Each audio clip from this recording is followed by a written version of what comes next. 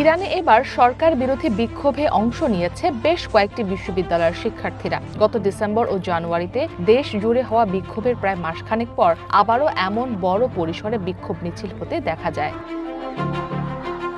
স্থানীয় সময় শনিবার রাজধানী তেহরানের শরীফ বিশ্ববিদ্যালয়ের ক্যাম্পাসে বিক্ষোভকারীদের মিছিলের ফুটেজ যাচাই করে বিবিসি। পরে সেখানে বিক্ষোভকারী ও সরকার সমর্থকদের মধ্যে সংঘর্ষ হতে দেখা যায়। একই দিনে তেহরানের আরেকটি বিশ্ববিদ্যালয়ে অবস্থান ধর্মঘট পালন করেন শিক্ষার্থীরা। বিশ্ববিদ্যালয়গুলোতে বিক্ষোভে অংশ নিয়ে সাম্প্রতিক গণবিক্ষোভে নিহত হাজার হাজার ব্যক্তিকে স্মরণ করে শ্রদ্ধা জানান তারা। এছাড়া ইরানের উত্তর পূর্বেও সমাবেশের খবর পাওয়া গেছে।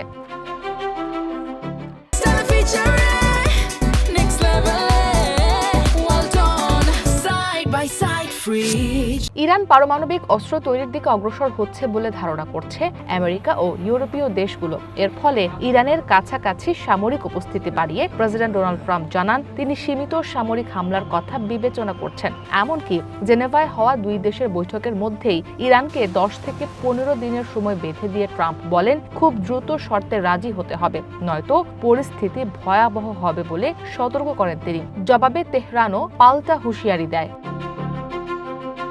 তবে পারমাণবিক অস্ত্র বিষয়ে আমেরিকার এসব অভিযোগ বরাবরই অস্বীকার করে আসছে ইরান। ওয়াশিংটনের কূটনৈতিক চাপ আর সামরিক তৎপরতার মুখে তেহরান মাথা নত করবে না বলে জানিয়েছেন ইরানের প্রেসিডেন্ট মাসুদ পেজেশকিয়ান। রাষ্ট্রীয় টেলিভিশনে সরাসরি সম্প্রচারিত ভাষণে তিনি বলেন বিশ্ব শক্তিগুলো ইরানকে মাথা নত করাতে ঐক্যবদ্ধ হচ্ছে, কিন্তু তারা যত সমস্যাই সৃষ্টি করুক না কেন ইরান মাথা নত করবে না।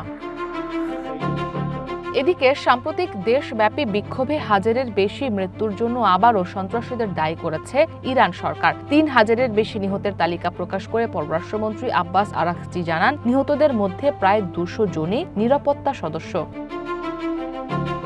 ইসরাত মুক্তি, ওয়ান ইন্টারন্যাশনাল ডেস্ক।